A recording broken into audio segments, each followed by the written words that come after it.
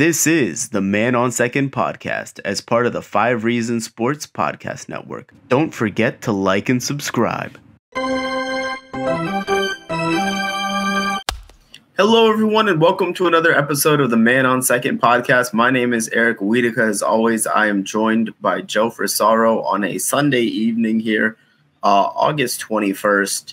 And Joe, I gotta say, I'm starting to feel that there's a lot of panic going on in Marlins land about Sandy's grip on the Cy Young slowly loosening. Yeah, as Eric said, we're recording this Sunday night after Sandy's roughest outing of the season. 6 runs and 3 2/3, I believe it was. Yeah, it took a dent in Sandy's season. I don't think this is going to be anything that derails it. I still think Sandy is the front runner to be the National League Cy Young Award winner, but I also will caution he hasn't wrapped it up yet. This is a 6-month season. I really wish our market would kind of look at that, as we always tend to. If a guy has a good April, they prove they're worthy. I look at it all the way through the end, and we're seeing why. You got to pitch to the end, play to the end. I think that if they go to a 6-man rotation, which I don't know if there's evidence they will do that, but if they do that, could ease the total workload. But I think, though, Eric, I think next weekend when Sandy gets the rematch with the Dodgers, and that's not even have to say he has to come out with a win, but if he dials it back in at home and looks a little bit more like the Sandy we've seen all season, the All-Star Sandy, then I think he's right back in real solid footing with a little bit more than a month ago. Yeah, I mean, it's really tough to – not that it's – I feel like losses like this hurt him a little bit more than, let's say, if he were to have a slightly below average outing against, say, the Pirates or something like that. Just because, the Dodgers are involved, there's more eyes on it nationally. They kind of see it, and there's kind of that, inclination to kind of – take a step back and go, oh, so he does have that opportunity to, like you said, next week, it's going to be those matchups against the Dodgers or the Mets or the Braves, the cream of the crop down the stretch. That's going to kind of determine that for him. Yeah. Cause now we're looking the updated stats, 25 starts, 11-6 record, 2.19 ERA. So he's no longer the ERA leader. 176 2/3 innings, by far the leader there. Yep. 157 strikeouts, 0.98 WHIP. So it's going to, in this last 7, now 2-3, 3.50 ERA again, hurt by this because you're looking at 2 of his last 3 starts. San Diego dominant, 7 innings, 4 hits, no runs, 2 walks, 7 Ks. But the 8-10 against Philly, 7 2/3 innings, but that was 4 runs scored. Remember, they kind of 6 hits in the 8th. Yeah, the 8th inning kind of undid him. So you're looking at of those last 3 starts, those 10 earned runs, in the quick math, like 21 and or 22 1/3 innings, I think, if I on the fly added the math up in his last 3 outings. So again, he's going to be measured against how he does against the best, and there is a recency bias, I believe. What you did more recently than what you did even in the first half. But again, obviously, it's still Sandy's to lose, but we remind it isn't clinched yet. Right. So if you're hearing that, he already locked it up. No, you play to the end. You play to the final. His final start. We hope that it still becomes very historical. When it's like 240 innings or 220 something Ks. The wins losses are going to be a little harder to come by based on the where the state of the team is. But as we shift gears away from Sandy's performance specifically, we're not going to break down this series. Obviously, we know that the Marlins are kind of in look to next year. We're going to have plenty of time to unpack where this is all headed. But I did want to raise this issue, Eric, because I was thinking about it as I'm kind of thinking of new ideas. Everyone, it's easy. We can sit here and bash them and say how dare they thought they were in it, they were fooling themselves, the whole 9 yards. But I wanted to point this out because it's something of an observation I've had. Is as you look around, and I think it was magnified in this series, the players that I'm not sure all the players in this roster, even from day one, have been in the best position to succeed. Now, that's as you build, when you talk about Donnie's managing or the organization's vision, you want to put players in the best situation to succeed. And I think, when we look back to when it began, we can start with Jesus Sanchez. Spring training, everyone was really high on him, especially from last year. What do they ask the kid to do? They don't really resolve center field. They're in it or sort of on Brian Reynolds, touch base on Liriano, but he was suspended at the time. So what is, Jesus Sanchez steps up. I could play some center because they're thinking, okay, well, could it be De La Cruz? Could it be Avi Garcia? So what do? They put a natural corner outfielder who has yet to establish himself firmly as a big league regular. He steps up, volunteers basically, is playing center field, which wasn't his best spot. Conversely, not the greatest first half, even though he had a good first month, not in the ideal spot. Tanner Scott, we can look at him. They acquire him literally days before opening day, along with Cole Sulser. Sulser had a little bit of closing experience. Scott, the big arm, the swing and miss. He becomes, by default, after the committee, the closer. Hence, some rough outings. Hence, he's wild. Why is he closing? So if you're a team with playoff aspirations, these are just two quick examples. You're coming out of the chute with real question marks. You know what I mean? And guys that weren't in the best position to succeed. And before I wrap this up, because there are other players I could go on too, Brian Anderson. They say that I think they just don't want to play the infield because they want to look at LeBlanc. They want to look at Wendell. I think they're probably thinking Andy's probably not going to be here next year. But, you also want to build trade value and get him on the field. But he has had the shoulder issues. Diving has resulted in injury. So they put him in right field, and we know he can play out there, but it's not his natural position. And yes, he's looked good at times, but I think he struggled this series. And they acted like you don't leave your feet in the outfield for a ball, which scrambled him up on a triple by Mookie Betts on, was it Saturday night or Friday night? Yep. I can't remember which one. But, then at the wall today on Sunday, kind of misjudging, who was it? Joey Gallo's triple with a 44-degree launch angle. So that ball was in the air a long time. But, he's being asked to play right field in L.A., bigger right field in Miami in terms of ground to cover. Again, it's not his most optimum position to succeed. So there's I get it. Flexibility, positional flexibility is all well and good. But how do you feel they've done in putting the right players in the right spots with the aspiration of going to the playoffs, not just let's see what we got as we evaluate moving forward in a rebuild year? I think they got exactly what they were. I don't want this to come off almost as harsh as it's about to sound, but they kind of got exactly what they were bargaining for. Because when they came out in the offseason, they said, we want bats and we don't really care where they end up. Well, when you get bats and you don't really care where they end up, we tend to ignore the fact, in baseball, for example, that, it's a very strenuous game from a mental aspect. So if a guy's playing a position in the field that he's not necessarily comfortable with, and he's, maybe not making all the plays in the field that he should be making, most ball players outside of maybe the top 5-10% of hitters, those guys are going to take that with them to the plate. They're going to take their, to an extent, some of their struggles in the field. And so when you're playing guys consistently out of position, you give guys an uncertainty. They're walking into the ballpark. They're not really sure where they're going to be playing on a given day. And so it doesn't allow them to get into a routine one way or the other. I think of last year, I think of Jorge Alfaro being a very good example of this. Obviously, things didn't quite work out for him behind the dish, so they moved him out to left field because they wanted to get his bat in the lineup. Now he's playing a little bit more of a clearly defined role in San Diego, and he's thriving in it.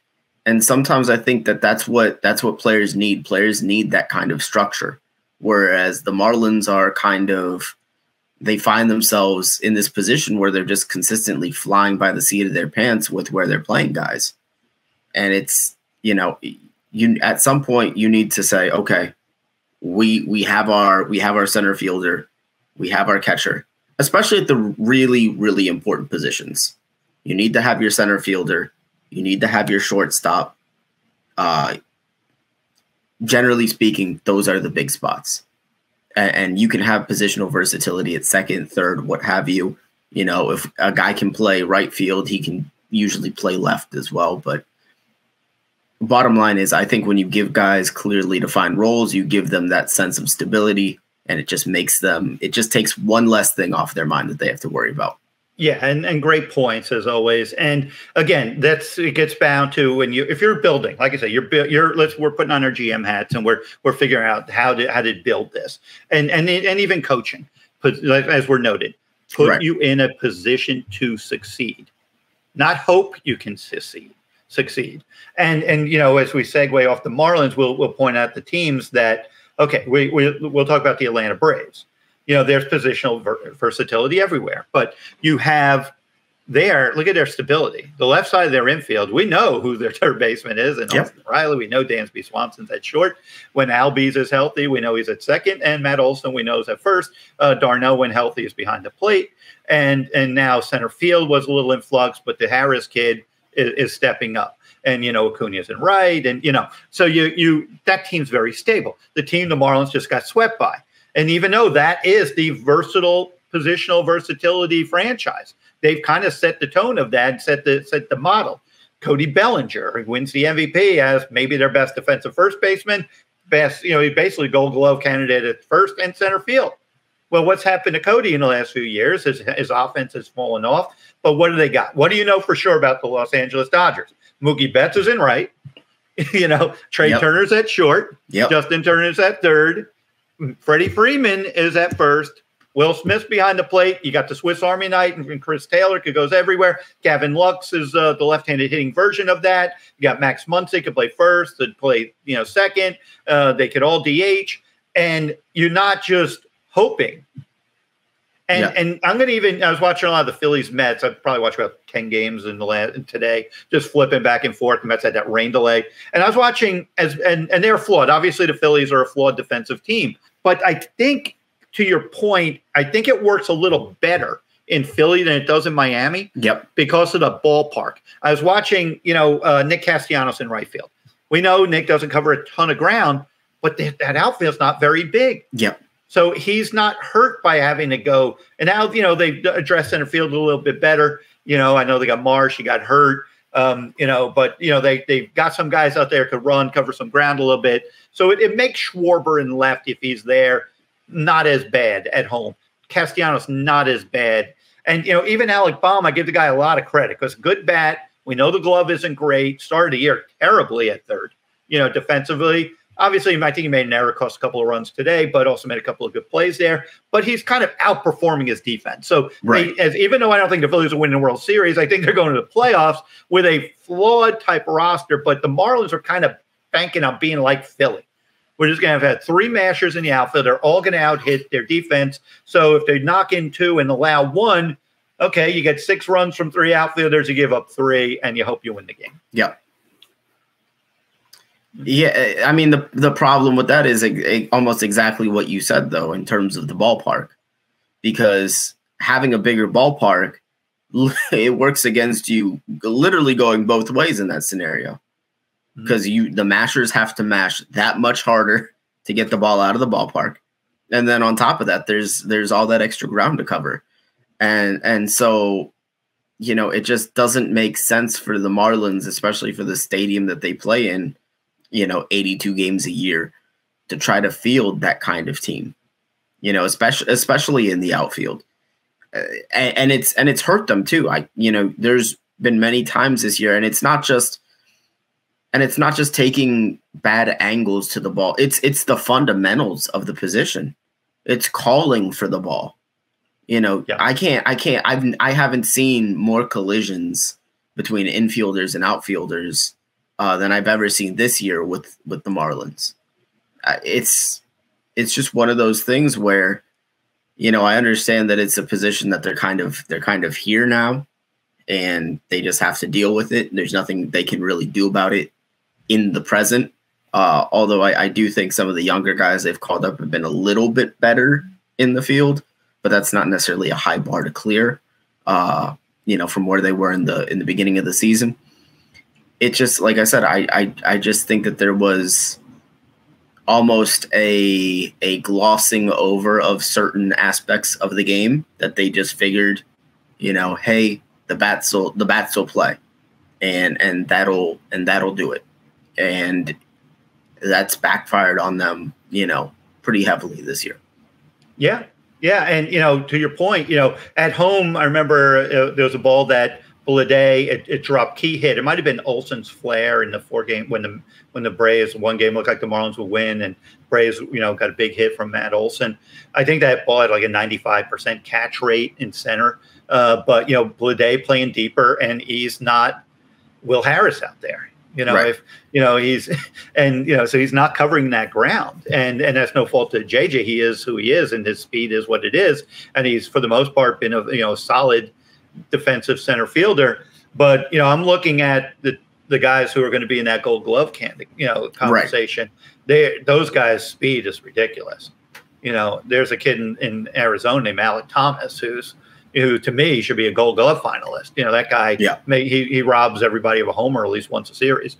And he gets not just back to the wall, stops, plants, and jumps in center field and robs. And I know the Harris kid and Michael Harris is doing a great job in Atlanta, and they're obviously Gold Glovers at in center field all around the National League. But these are young players that are, just reaching the big leagues, that were top 100, caliber prospects that are in the big leagues, while the Marlins young, outfielders are more the corner outfielder profile. That's all they are.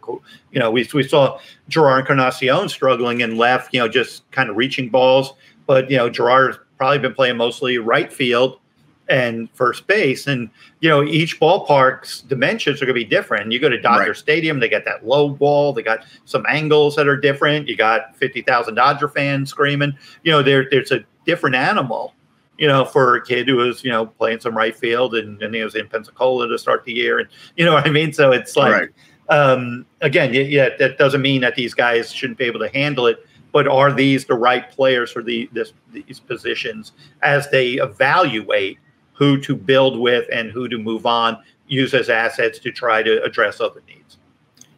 And that's the thing, especially with young players.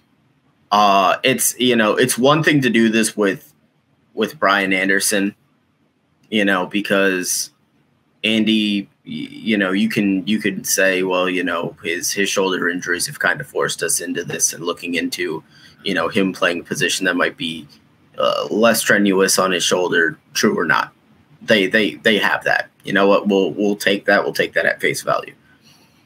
It's another thing when you're bringing up a guy who's just getting his first taste of Major League Baseball, and you're telling him, well, no, we're going to need you to try this position over here with a guy like Sanchi, for example. That's a lot to put on a young player, especially a guy entering his second year, especially at a position as important as center field.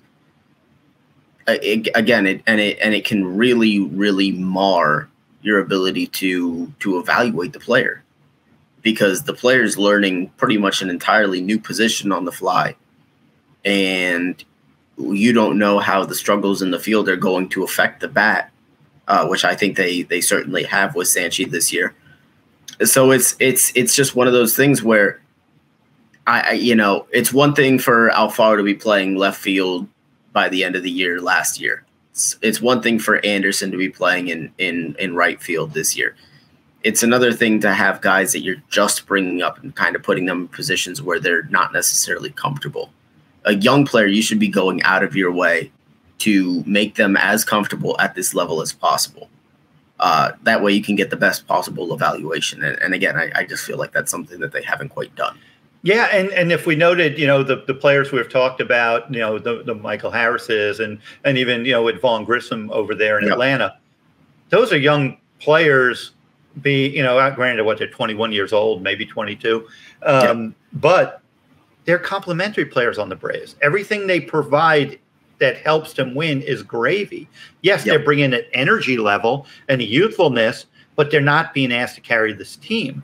On this team right now, we're hurting a JJ Bleday because JJ, we've said this, he's hitting third, and I know he homered, and kind of been good for him, but his numbers aren't been great. But it's like he's just part of this lineup that's sputtering, and really, if someone hits a homer, yay, and so it's like if I'm building it, even if I have to get a couple of stopgaps, and I know it frustrates fans because they rather see 9 prospects out there, but this is what happens when you get all your prospects on the field at the same time. It's like the big leagues is hard, especially when you get to these couple of months where Dodgers they couldn't lose any of these games. That's the way the Dodgers looking at it. They want home field. They want to top. Oh, absolutely. So they're not just rolling over.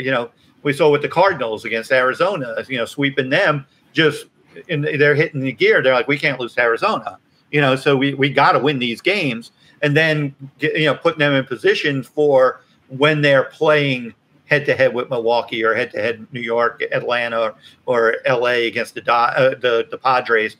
That's what's going on right now. The heavy hitters they smell blood and they're going for it. And let's kind of go to that playoffs because as much as the Mets, and I'm kind of feeling the Braves a little bit, in terms of they may not win the division, but which team, and I think, and we said this before we hit the record button, my 3 teams in the National League, and we're going to kind of really focus nationally. We'll talk about the Yankees a little bit, but I think the playoff, and Met fans might get mad at me on this one. My World Series, I think the National League team to go to the World Series is going to be either the Dodgers, Braves, and my outside sleeper would be St. Louis over the Mets, and I'll tell you why. And we saw it against, Philly. I get it. Citizens Bank could be a wild day, and Mark Canha had 2 homers and 7 RBIs or whatever he had today. And it's one of those type of games, and I cover plenty of those. But I just think that the Braves bullpen is positioned better. And I did know, remember I said I'm a little worried about Kenley Jansen, but I think they have others that can cover him. Yep. And, I think that they are just built right now to get to October and then make their run. And you kind of see the difference between the Dodgers and the Padres. The Padres at one point, I don't know what they did today against Washington, but they lost 4 out of 5 to the Marlins and Washington before they rallied on Saturday night. If you're in it, you're not losing to the Washington Nationals. You're not losing to the Miami Marlins. It's like if you are that team, yes, you had the flair. You got that's the difference between, to me, Atlanta's that team, LA's that team that it's all kind of, no matter comes up is plugged in because that machine's running, rather than the kind of the splashy, Machado can carry you, but there's something missing. There's something missing, even with Soto and Bell there. Yeah, I mean, has the team seen their deadline blow up as quickly as the Padres have? Yeah, because they get Soto with the entire idea of pairing him up with Tatis in the lineup when he comes back. Well, we all know what happened there, and then Josh Hader. I think he's got a 16.2 ERA since he's been traded over. Yeah. So it's just one of those things where, it's pressing the button on the most talented guys, might not always be the best thing to do. It depends on the group of guys that you have in the locker room. And so you can't just throw guys together willy-nilly and be like, well, we're going to make it work. Mm-hmm. But to that point, I really like what the Braves have going on. They've got Mike Soroka coming back in the next couple of weeks. I think that's going to be a pretty big addition for them to kind of fortify that rotation that's been, for the most part, pretty solid this year. I again, just to your point, I like their lineup a little bit better than what the Mets have. I just think the Braves have a lot more pop 1 through 9 as you go through the lineup, whereas the Mets, the Mets are kind of a get on base and kind of score runs in that old-fashioned National League way. Yeah. I do think the Braves having that extra pop in their lineup between, everybody on that team can pretty much hit the ball out in Atlanta. And you're hard pressed to find a better catcher duo than d'Arnaud and Williams Contreras there. But if I were to say which team I think would be the most fun to see in October, I would love to see the Cardinals. Give me the Albert Pujols chase to 700. He's hitting like 440 since the All-Star break. I mean, it's just absolutely ridiculous. I love their moves at the deadline. Getting Montgomery and Quintana, I think those were two really, really underrated moves for them.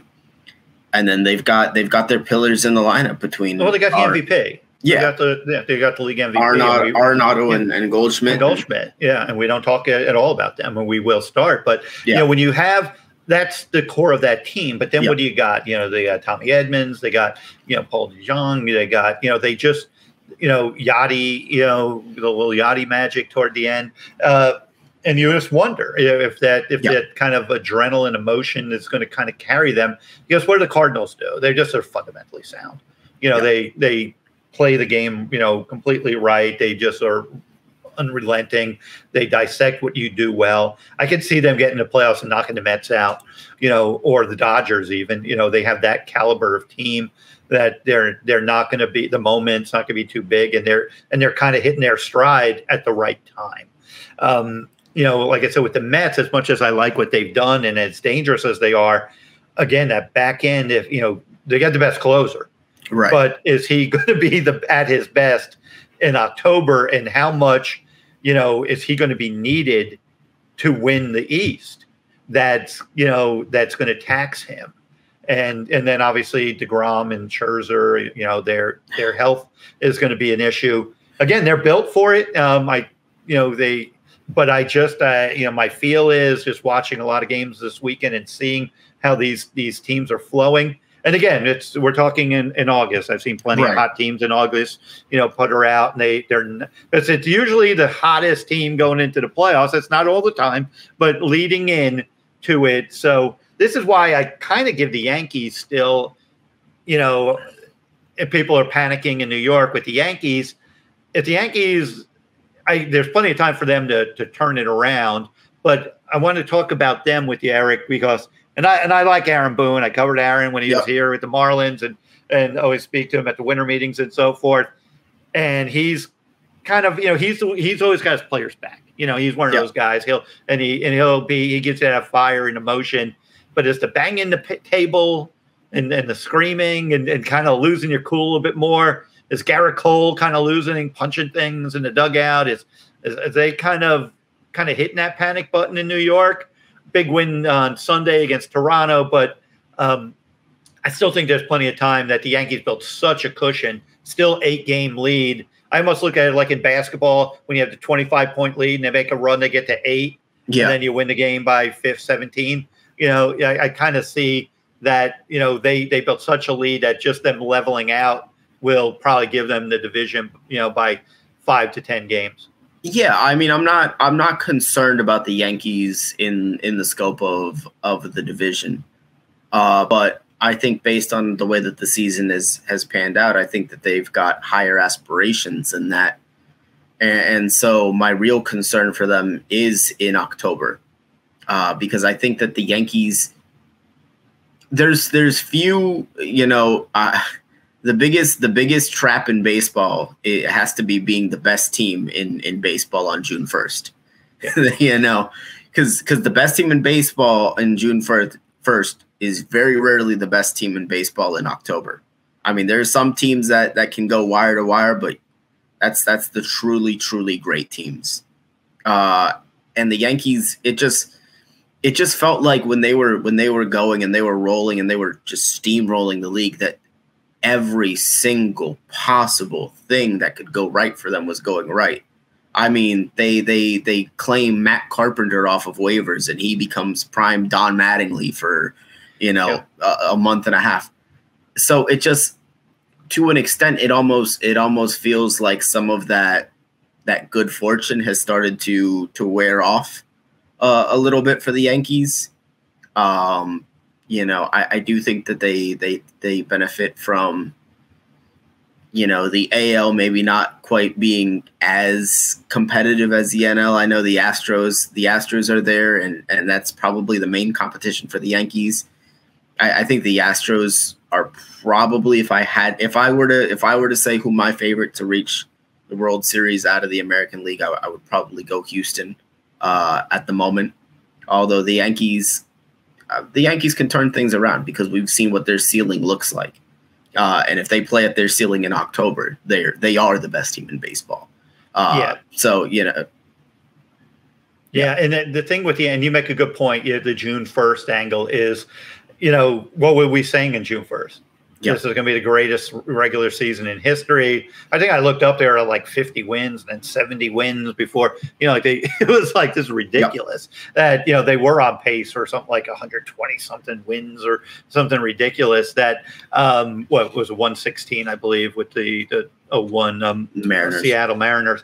And, it's just hard, you kind of level and become what you are, and if you have that fluky year, then you might have, that's your deal with the devil, and you have like 10 straight years where nothing goes right. It's like where all the breaks went your way and everyone stayed healthy and so forth. Obviously, Jack McKeon used to always say the teams that kind of win once you get to that, usually is your team with the most guys having their best seasons, and then everyone else being at least having average seasons. And really, your lineup doesn't have too many below average. So, whenever you hear people talk, oh, well, Don Mattingly's bad because the guys on the Marlins are hitting 240 or whatever, and that's Donnie's fault. Well, Aguilar's had 2 very good years before a down year. Miguel Rojas, it's like all of a sudden is that the manager's fault that Miguel Rojas isn't having as good a year at the plate. It's like players. I was looking at Bo Bichette. I was just looking at him, young player, hitting about 250, having a solid year. But last year he was hitting like just under 300, with a bunch of bombs. Was having kind of a, top 6-ish MVP type of year. And this year he's the same guy. It's just he's not having as good a year. Do I take Bo Bichette in my team all day, every day? But you're not getting everyone's career year every year. It's just baseball. It's just there are factors into that, and so that's just kind of a rule of thumb I look at for these teams. Who has the most players having career years while everyone else is having at least an average big league season, or if you could platoon to get average production. Those are some things. Analytics may look at it a little differently. How to mix and match a position for the platooning, but that's just kind of a framework that I kind of look at as, how a season's going well. No, absolutely. I think there's definitely something to be said for that. Obviously, when you're looking at the back of the baseball card, and there's variation, especially over the course of a 162 game season, you're going to get a lot of variations. You're looking at the teams that, a very good example of this with the Yankees. Obviously, he got hurt, but was Matt Carpenter. I mean, the best teams, that just kind of happens to them, and it's one of those things where over the course of 162, you're going to need a little bit of luck. You're going to need to find that guy that just gets absolutely blistering hot for 2 months. Aaron Judge is having far and away, having an MVP type season. Nestor Cortez, it feels like a bunch of their starters had broken out as well over the course of in the rotation.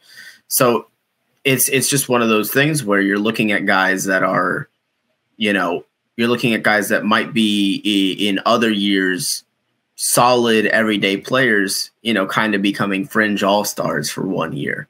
And so when you can get that, and then you can kind of combine that with, let's say a dominant closer like the Mets have this year, because closers are so streaky from year to year. I mean, you have the all-time greats who are dominant every single year, but for the most part, that's another position where you get a lot of variance from year to year.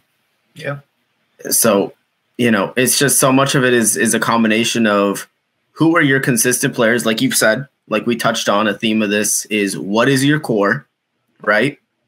And then, are the players around that core, are you going to get 2 or 3 guys that exceed expectations around that? And then once you have that, then I think, you've got the ingredients for a pretty special season. Yeah. And we've seen how the games become such a depth game as well, that I kind of always say this: you're a World Series contender when you can lose your best player for a month or two and still be able to win it all. And that holds true. Teams, the 03 Marlins, Mike Lowell he was their team MVP that year. He had 105 RBIs. Keep in mind, he got hurt the last day or so of August, missed all of September, came back into playoffs. He had like 30-something homers and 105 RBIs. They had to get over being without Mike Lowell, who many people thought that was the season. They ended up making a trade right before the September 1 deadline to get Jeff Conine, moved Miguel Cabrera to third base, gave that production. Conine goes to left, and we all know how that season ended, but they were able to endure. And obviously Josh Beckett missed like the whole first half. We had like 3 IL stints, with blisters. And what did that do? He had enough less wear and tear on his body. He was able to pitch in the playoffs like it was early in the season, able to go on short rest and win Game 6 and close out the World Series. So things like that happen when they fall into place when you have that magical run. And that's what makes the end of the season so much fun. And we're gonna amplify that stuff and as we move forward. And any last things, because we could kind of wrap this one up. Yeah, I just wanted to, and it's funny because now that you mentioned it, it just really rings true. What you said, for example, about the Braves, and I just want to touch on them just one more time. Because how many players do you when you're thinking of the core of that team, you're thinking of Austin Riley, Dansby Swanson, Matt Olson, Travis d'Arnaud, Ronald Acuna Jr. And you notice the 2 guys that I haven't mentioned yet that they acquired midseason by calling them up? The kids. Yeah, exactly. And so when you have a core that's that deep, and then you go ahead and you add two impact rookies who, would, statistically speaking at least, belong in that group that I just listed. That's I really am. I'm kind of on that Braves bandwagon right with you. Yeah, like I said, them and the Dodgers would be a heck of an NLCS to see Freddie Freeman against the Braves. Yeah, and to see how if he feels like he's in LA now. But again, the Cardinals, I wouldn't be shocked. And to a lesser degree, time to. We'll change that, or maybe I'll, adapt on the fly. But right now, Mets are my 4th team in the NL. The Mets are my 4th team, and they might be the best team, statistically, or all those things. And when they're playing well, and that dynamic with Nimmo and Starling Marte and Pete Alonso, if it wasn't for Paul Goldschmidt, could be an MVP. Lindor's coming through. They got obviously the DeGrom and so forth, but I just sense that team concept and the way the roster functions together, Atlanta's figured it out. Yeah, no, I completely agree with that, and hats off to Alex Anthopoulos for building what he's built there in Atlanta. He's been fantastic for them since he's been the GM. But there is much more to come. We haven't even hit September. So this thing here, this is only at a 6. This thing's going to ramp up to a 10 here over the next month and a half. So we're looking forward to cover all of that for you guys. We'll be back here every single week with all the biggest stories. We're going to be right on it. You can follow us on the 5 Reasons Sports YouTube channel. You're going to see all of our full-length videos there. Don't forget to like and subscribe. It does help grow the channel. And on top of that, you can follow us on Twitter at ManOnSecond. That's going to be at ManOn2ND. We provide commentary there just about every day, just in case you can't get enough of hearing what we have to say here every week. So we thank you guys, and we will see you next time.